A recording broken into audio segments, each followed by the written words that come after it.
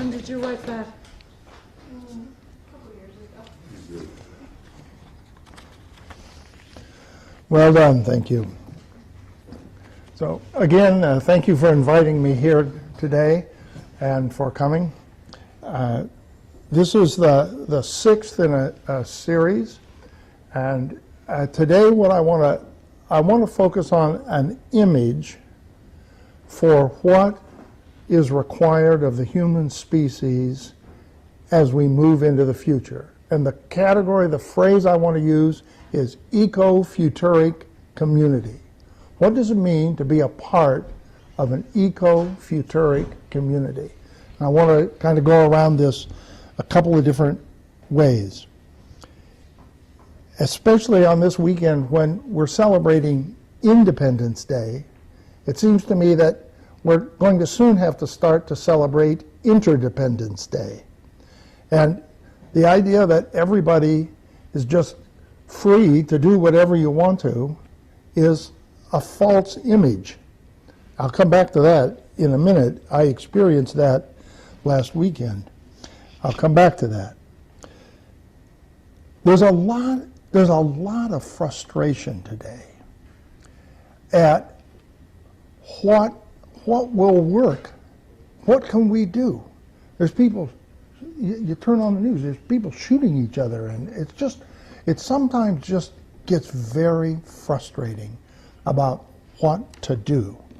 And I think part of the problem is that we have come to the end of an era, a big end of a big era. And that's why I had Tim read that thing about tick and tock. Thomas Berry says we are, as a planet, at a place like when the dinosaurs gave way to the mammals. We're at a place that big. The dinosaur strategy won't work going forward, and the mammals haven't quite figured out what it means to be a mammal yet. But one thing is, don't let the dinosaur step on you. That's definitely bad. And there's a lot of the struggle going on today on the news, back and forth. I sometimes think that it's sort of like the liberals and the conservatives are fighting over how to divide up the last pie on the buffet table. And the problem is that if they would turn around, there's a whole other buffet table that's full of food that involves the planet and working together and caring for the planet, and as Thomas says, getting divine inspiration from the natural world. There's a whole nother buffet table, and that's what I want to start to look at in today and in the sermons coming on. It's instructive to look at what happens on the planet when an era ends. Part of the reason that I take people on the universe story walk is because it marks a whole bunch of ends of eras. The end of carbon-eating plants ended when the air got so full of oxygen that it was burning up the carbon-eating plants. So some plant got the idea, I'm going to breathe oxygen, and figured out how to take in oxygen and the sun and the carbon and become photosynthesis. That's a strategy for getting around too much carbon dioxide. And my favorite always is the day that two cells got an idea that wasn't this cell or that cell. A multi-celled idea. Where did it come from? And we're at that kind of time on the planet. The idea that humans can get better and better and better and better. The object for Dave is to become the best thing that Dave can be. That's no longer the option of the name of the game. It no longer is it the game, let's all get better. The object now has got to be like the multi-celled plants. How do we build a community among ourselves? This is it's a new game. We are at a turning point on the planet. The idea that human beings can strive to be each guy get better, that has come to an end. And what happens, Ken Wilber, guys like Ken Wilber, Pierre Teilhard de Chardin are the two that I read that are very, at the theoretical level, you can hardly read either of those guys, to be perfectly honest. But what they say is that in times of chaos and confusion, the universe organizes towards increased complexity. That the universe is moving over the long sweep of history towards increased complexity. So just simple, I mean, a one-celled animal is less complex than a multi-celled animal. And a hydrogen atom is less complex than, say, oxygen atom. The universe has been moving over time, slowly, sometimes at a big jump, other times just trundle, trundle, trundle, trundle, and sometimes it doesn't look like it's trundling at all. It looks like it's just sort of staying the same. Today and yesterday are all the same. But periodically there's huge cataclysmic jumps, and we are, in my opinion, at that kind of time. And what that means is to move towards complexity. That is how the universe responds to trouble. It becomes more complex. I still want somebody to explain to me hurricanes, but the thing they all say about the weatherman always says, this hurricane is getting organized. What that means is a huge amount of chaos called warm air and cold water are trying to get themselves organized, and the best organization is a big spiral. And they get organized. So what does it mean for human beings to get organized and to work together organized? Now, it does not mean Steve do what I tell him. That is to say, I'm going to be the boss. It doesn't mean having a big bunch of people doing what somebody else told them, in my opinion. What organized means, as it moves towards complexity and consciousness, is building a system whereby all of the individuals have a chance to participate actively in shaping the dynamic of which they are a part. And today, that has to include the natural world in that self-same process. Because it's not possible to think that I exist separate from the tree and the squirrel and the rock and the river. Because, in fact, I don't. So, I was intrigued today that Rita's idea of having us read this covenant face to face did a different, it did something. It was different. But this covenant that you all wrote and been reading is an interesting piece because there's a lot of emphasis in there on this community. And that's part of what a group like you all can try to help the world figure out.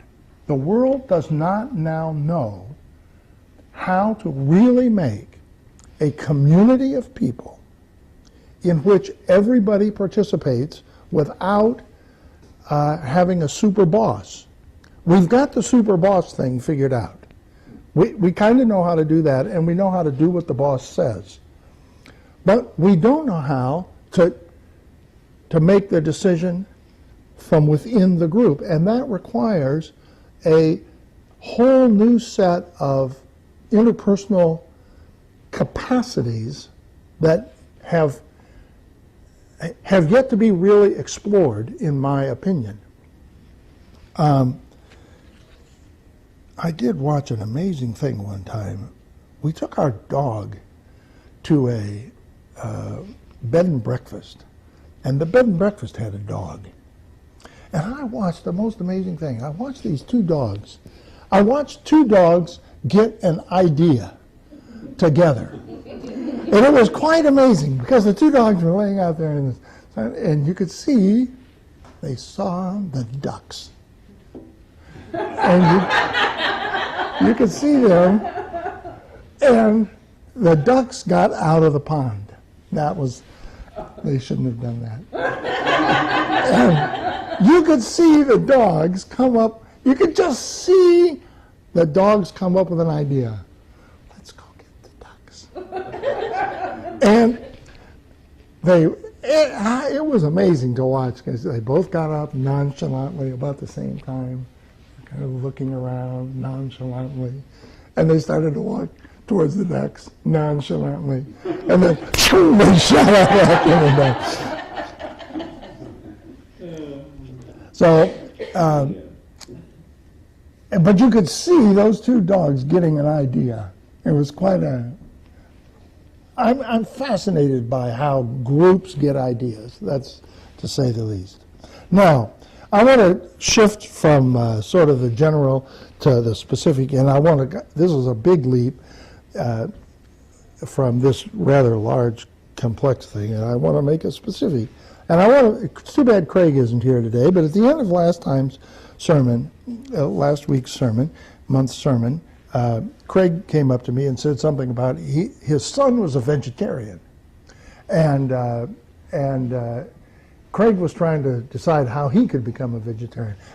How many people here really are vegetarians right now? Is anybody here a vegetarian pretty strictly? No. Okay. Well, Craig's having, and I thought to myself, what would it be for a group of people like this to decide to move towards being vegetarian? That would be, and as Craig kind of wants to do this, I've thought about it myself, and when I go to India, a lot of days I really am vegetarian, mostly because the meat is so unhelpful that I might as well be vegetarian. And Elaine and I have given up beef. We don't have beef at our house at all. And my Hindu friends, of course, they gave up beef a long time ago because the cow is more valuable alive than dead. And if you live in a village, you pretty quickly see that. So I started to think of myself, what would it mean if a group of people like this decided we were going to move towards being vegetarian? Well, first of all, the question is why? Why would you do that? That's a good question. And so the question is, why be vegetarian? Because Swamiyama, somebody said it? Probably not. But what if you said to yourself, I want to look at the amount of water that it took to produce my food? Whoa. Well, then that becomes that's for me a big issue. How much water does it take to produce a pound of beef, a pound of carrots, and a pound of chicken? And why is water an issue? Water is a huge issue on the planet today. Some people say most of the wars in the world are being fought over water. I've got a book that says that. So what would it mean? Well, we'd have to decide. I was going to challenge Craig. What would it mean for Craig to produce a vegetarian meal menu suggestion and put it in the newsletter? And then what if we tried it? And what if we had conversations here? Hey, did you try that vegetarian meal? It was free. Yeah. Well, yeah, I did. That's pretty good. Or I stirred bacon into it.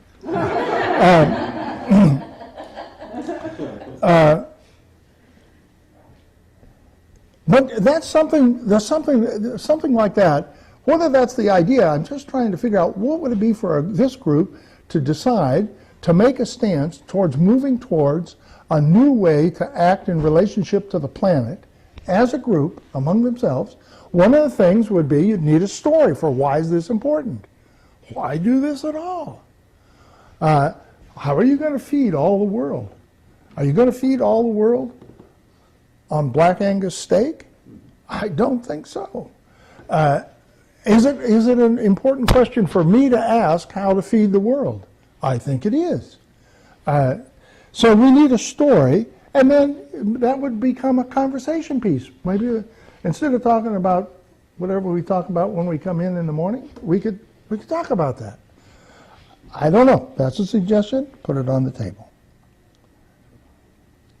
So I want to come back to this Eco-Futuric Community thing, and I want to try to talk about what I think it means to be an Eco-Futuric community.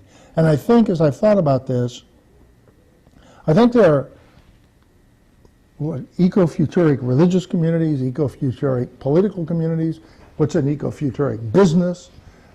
I think that's an image. I'm trying to get the image down. So I'm going to come to three things, but I have to tell about my lightning strike. My house was hit by lightning a couple Saturdays ago. It was, what I've determined, lightning. Lightning is when the universe gets out of balance, when there are excessive positive ions in the sky and excessive negative ions on the ground, there becomes an imbalance that the universe cannot tolerate. And there is a wildness of individual entities running all over the place with no organization whatsoever except trying to find some stability. And I have a new appreciation for lightning. It split 2 fence poles, it got into my house, it totally trashed our telephone system. But for a small moment, that poem that Tim read a couple of weeks ago about primal flaring forth, we had primal flaring forth in our yard. We had stuff running around all over the place with no organization whatsoever except looking for stability. And our planet is kind of like being hit by lightning right now. We have a lot of the difference is great from the rich and the poor and from the people who have food and the people who don't. The spectrum is wide, and there's just a lot of wildness going on. And finally, the universe finally wants to stabilize. It does want some stability. That's what the universe wants, finally. But it has to go through wildness. And there's 3 kinds of markers that I think an Eco-Futuric community will have moving forward. Number 1, it will have earth empathy. That is to say, it will be a group of people that have a way to intimately dialogue with the natural world and understand on a daily basis that their life and the natural world are the same thing, intertwined. But more than intertwined is a weak word. Number 2, that group will have stories and songs that motivate it to continue the task of building together. Not just holding on and not causing too many problems, but actually building a new future for the planet. And third, the emphasis will be on building community rather than building up individuals. Now, I'll come back to those. So what does earth empathy look like? Well, it looks like self-consciously having conversations with the natural world and then sharing those with each other. So, and making that the point of conversation and learning to dialogue with each other about those kind of experiences, not as hokey or flukes, but as serious steps on the road to being a profound human being in the 21st century. On the story part, I pick the hymns for these services, and it's really hard sometimes to find the hymns that carry actually what I want to get us to understand. And I'm a passionate believer in the importance of music. I can't sing, I know that, but music is important. And we need new songs, new images, new poetry that motivates us to get beyond ourselves and to work and bond with the natural world, and to understand that human beings are in fact actively shaping the future. By every action you do, your actions are what makes the future happen. Now, I do agree that nobody here absolutely controls the future, and no sum total of people, that I agree to. But the future is built off of the decisions that you and I make today and tomorrow. And it's important to therefore make your decisions in that context. And the importance of building community rather than individual. That's the third thing. And there are very few examples, as you look around in society, of real communities that are really committed to being a demonstration of the future, not just helping each other get along or make a profit. And the planet needs a new kind of demonstration. And that's the kind of opportunity that a group like this has, because it requires skills and fresh thinking and commitment. And that's where my passion is, and I want to invite each of you to join in that task.